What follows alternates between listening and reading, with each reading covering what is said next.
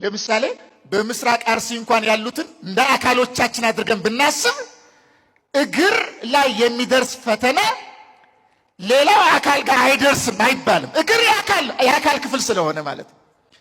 አርሲ ያሉትን ራቅ ያሉ ናቸው። እንደ እግር አድርገን ከራስ ይርቃል እንኳን ብለን ብናስብ ራቅ አድርገን እንኳን ብናስብ ግን አካል ናቸው፣ አካሎቻችን ናቸው።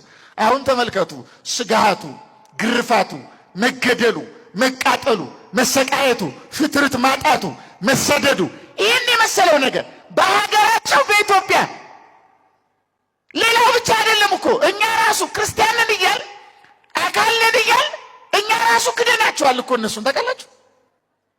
ሲገደሉ እንሰማለን፣ ሲታረዱ እንሰማለን፣ ሲቀጠቀጡ እንሰማለን፣ ሲቃጠሉ እንሰማለን፣ እንደዚህ ተደረጉ ሲባሉ እንሰማለን። ግን ለመናገር እንኳን እንፈራለን። ለምን? ፈተና ነው። ብናገር ምን ይገጥመኝ ይሆን ብሎ ይፈራል። ለዚህ ምን ይገጥመኝ ይሆን? ይጠመዘዝብኝ ይሆን? እገደል ይሆን? ልጆቼ ጋር ይመጡ ይሆን? ስራዬ ይዘጋ ይሆን? እንደዚህ ይገጥመኝ ይሆን? እንደዚህ ይገጥመኝ ይሆን ብለን እንሰጋለን። ስለዚህ ዘና ፈካ ብለን እንረሳቸዋለን። እነሱ እንደ አካል አድርገን ከማሰብ ይልቅ ራቅ አድርገን ትተናቸው፣ ሲሰቃዩ ራቅ አድርገን ትተን እግራችንን እሾህ ቢወጋን አይሰማንም? ምን የራሳችን አካል አይደለም? ምን ተመልከቱ። በቤተ ክርስቲያን ምስጢር እኮ እነሱ ሁሉ የኛ አካል እኮ ነበሩ ናቸውም እኮ። ለምን የነሱ ስሜት እኛን ሊሰማን አልቻለም?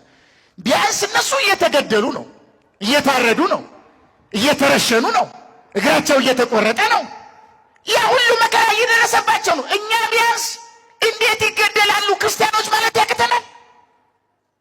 ለምን ዝም ልንል ቻል? ምንድነው ያስፈራን ነው ጥያቄው። ይገሉኛል ብለን የፈራ ነው?